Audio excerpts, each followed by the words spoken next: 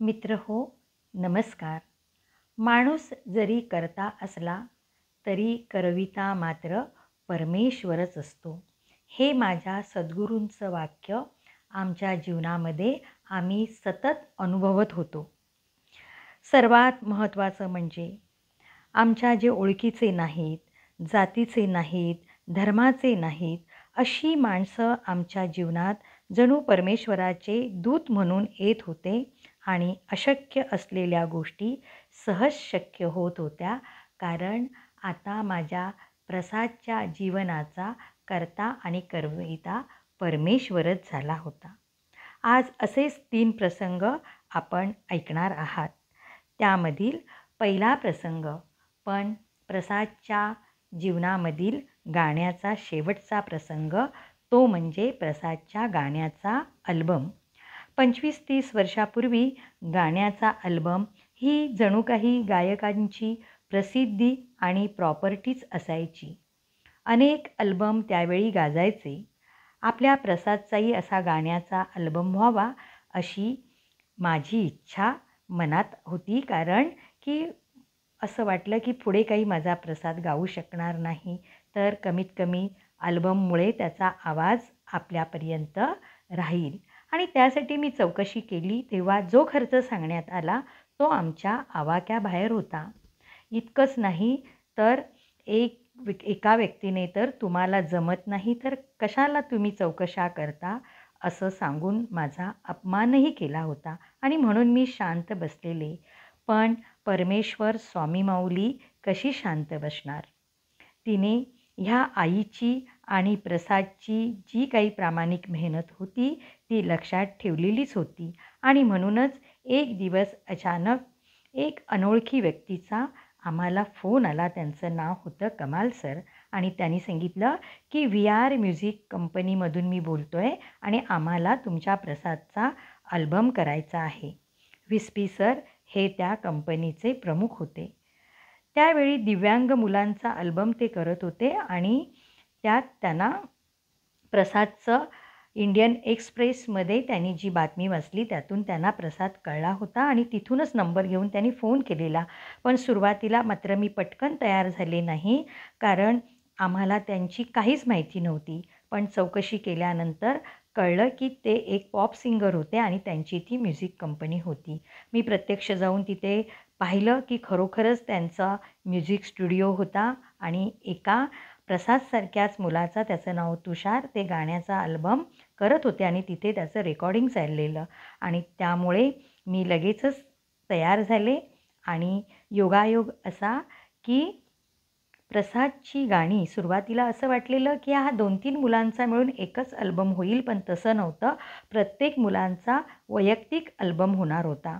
आणि अलिशा चिनॉयचं गाजलेलं गाणं मेड इन इंडिया हे गाणं ज्या गीतकाराने लिहिलेलं ते श्याम अनुरागी माझ्या प्रसादसाठी गाणी लिहिणार होते. आणि ह्या अलिशा चिनॉयबरोबरच माझा प्रसाद एका दिल्लीच्या TV चॅनलवर मुलाखतीमध्ये दोघेजण एकत्र हे गाणं गायलेले होते. आणि अशा प्रकारे ज्या ज्या काही गोष्टी असतात त्या व्यवस्थित होऊन हा प्रसादचा गाण्याचा अल्बम झाला. जुहूच्या एका 5 स्टार हॉटेलमध्ये पंकज उदास या प्रसिद्ध गायकांच्या हस्ते ह्या अल्बमचं उद्घाटन झालं. आणि जसं एखाद्या मोठ्या गायकाच्या अल्बमच्या बाबतीत ज्या गोष्टी होतात त्या त्यावेळी झाल्या. अगदी त्यावेळी मध्ये असे जे होणारी नृत्य वगैरे जे काही असतं ते सगळंच होतं आणि ह्याचं थोडंसे व्हिडिओ शूटिंग होतं. ते सुद्धा लोणावळ्यासारख्या एका निसर्गरम्य ठिकाणी ह्या मुलांचं ते व्हिडिओ शूटिंगही झालेलं होतं. आणि अशा प्रकारे ह्या आईची इच्छा परमेश्वराने ऐकली आणि प्रसादच्या गाण्याचा अल्बम झाला. आणि त्यानंतर वेळ आली ती प्रसादच्या ऑपरेशनची. खरं तर ह्या अल्बमच्या वेळी शेवटी प्रसादला बसताही येत नव्हतं. पण आम्ही त्या मंडळींना सांगून लवकरात लवकर ते रेकॉर्डिंग करून घेतलं होतं. कारण इंदुजा हॉस्पिटलचे डॉक्टर भोजराज हे प्रसादचं ऑपरेशन करणार होते. आणि त्यांनी सांगितलेलं की ह्या 2-3 महिन्यातच हे ऑपरेशन व्हायला पाहिजे, नंतर मात्र हे ऑपरेशन होऊ शकणार नाही. आणि त्यावेळी या ऑपरेशनचा खर्च जवळजवळ 1,00,000 होता. पण आमच्याजवळ मात्र त्यावेळी जेमतेम 35,000 होते. तसे दुबईच्या कार्यक्रमात प्रसादला मिळालेले पैसे आमच्याकडे होते, पण ऑपरेशनसाठी मला ते प्रसादचे पैसे होते ते वापरायचे नव्हते आणि त्यामुळे आम्ही हॉस्पिटललाच विनंती केली. त्यांनी आम्हाला एक पत्र दिलं आणि काही संस्थांची नावं दिली होती. तिथेही आमचे प्रयत्न चालू होते. पण एक दिवस मला प्रसादचे सर, की ज्यांच्यामुळेच श्रेया मोकाशीताई ओळखीच्या झाल्या होत्या, तर ते म्हणाले एकदा तुम्ही त्यांच्याकडे जाऊन या. आणि म्हणून मी श्रेया मोकाशींकडे गेले. कारण एकदा त्या प्रसादला भेटायला घरी आलेल्याच होत्या, त्यामुळे थोडी ओळख होतीच. आणि त्यांनाही ज्यावेळी गोष्ट कळली त्यावेळी त्यांचे भाऊ, पॅरेज भाऊ, ते खरं तर त्यावेळी माझ्या ओळखीचे नव्हते. तर त्यांना ही गोष्ट कळताच ते श्रेयाईला म्हणाले की ही मुलगी कुठे कुठे फिरणार, बाहेर कशी माणसं भेटतील.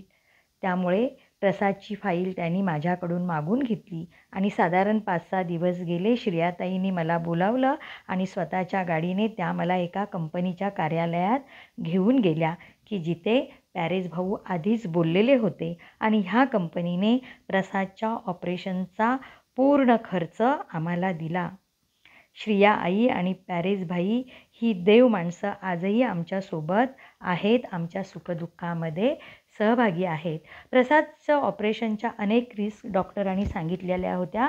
110 टाक्यांचं हे ऑपरेशन होईपर्यंत आम्ही खूप घाबरलेले होतो. मनामध्ये वेगवेगळे विचार येत होते. पण परमेश्वरावर आमची नितांत श्रद्धा होती, कारण आतापर्यंत त्यानेच तर माझ्या प्रसादला साथ दिली होती, हात दिलेला होता. जवळजवळ 5 तास हे ऑपरेशन चाललं होतं आणि 5 तास झाले ऑपरेशन झालं आणि डॉक्टरांचा लगेचच मला फोन आला की प्रसादच्या आई, तुमच्या प्रसादचं ऑपरेशन व्यवस्थित पूर्ण झालं आहे. 2 तासांनी तुम्ही ICUमध्ये या आणि प्रसादला भेटा. ह्या ऑपरेशनचा फायदा इतकाच झाला की प्रसादच्या बरगड्या एकमेकांवर ज्या दबल्या होत्या आणि त्यामुळे त्याला ज्या खूप वेदना व्हायच्या तेवढ्याच कमी झाल्या. पण ऑपरेशननंतर जी प्रसादची मेन व्याधी होती की स्पायनल मस्क्युलर ॲट्रोफी, याचा परिणाम मात्र वेगाने सुरू झाला. काही महिनेच प्रसादची तब्येत उत्तम होती.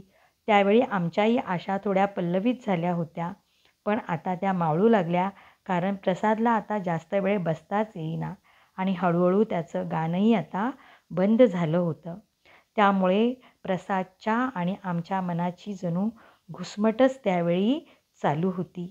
पण निसर्गाच्या पुढे आपण कोणीच जाऊ शकत नाही. अगदी परमेश्वर जरी आमचा करविता त्यावेळी होता, तरीही निसर्गाचे नियम परमेश्वरालाही पाळावेच लागतात. तुम्हाला माहीत आहे, मागच्या भागात मी सांगितलं की हे सगळं जरी झालं, प्रसाद गाणं गायचा बंद झाला, तरीही त्यांनी मला त्यावेळी लगेचच सांगितलेलं की आई, आता माझी गाण्याची स्कॉलरशिप त्या सरांना सांग की आता तुम्ही ती बंद करा आणि दुसऱ्या मुलाला द्या. इतका त्याचा जो पराकोटीचा प्रामाणिकपणा होता आणि म्हणूनच परमेश्वर त्याच्यासाठी कर्ता आणि करविता झालेला. त्यामुळे असं झालं की आता प्रसादचं गाणं बंद झालं. तो स्वतः कार्यक्रम करू शकत नव्हता किंवा कुठचे कार्यक्रम पाहायला तो बाहेर जाऊ शकत नव्हता. आणि तीही काळजी परमेश्वराने घेतली. एक असा प्रसंग की एक दिवस आनंद सहस्त्रबुद्धे, ज्याने कौशल इनामदार यांच्यासोबत प्रसादला गाण्याची सोबत केली होती जिद्दीचे गाण्याच्या वेळी, तर त्याचा फोन आला की पद्मश्री पद्मजाताई जोगळेकर, प्रसिद्ध गायिका, प्रसादला भेटायला येत आहेत. राष्ट्रीय पद्मश्री मिळालेल्या पद्मजाताई आणि बालश्री मिळालेला आमचा प्रसाद, ह्या दोघांची भेट एक अपूर्व योगायोग. गेल्या जन्मीचं त्या 2 गायकांचं काय नातं असेल माहीत नाही. कारण पद्मजाताईसुद्धा ज्यावेळी निशंक होई रे मना, निर्भय होई रे मना हा स्वामींचा महामंत्र गातात, त्यावेळी आपण खूप भारावून जातो.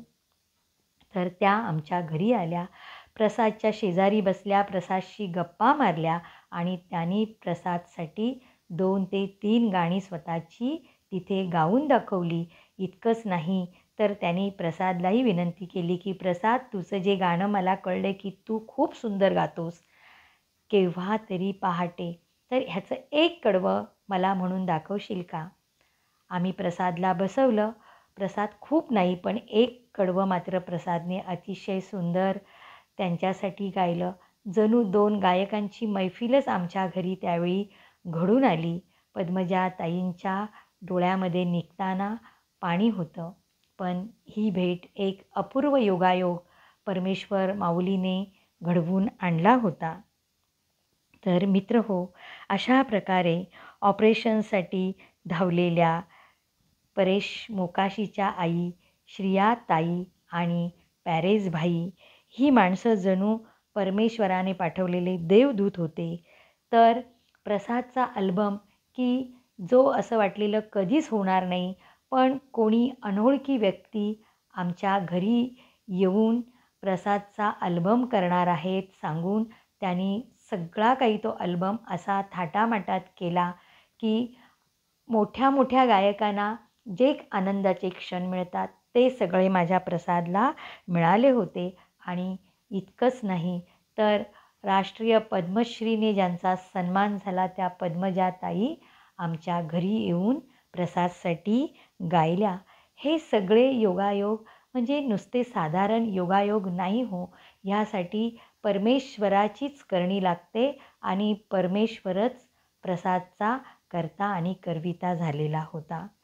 पुढील भागामध्ये सुद्धा असेच काही प्रसंग आपण ऐकणार आहात.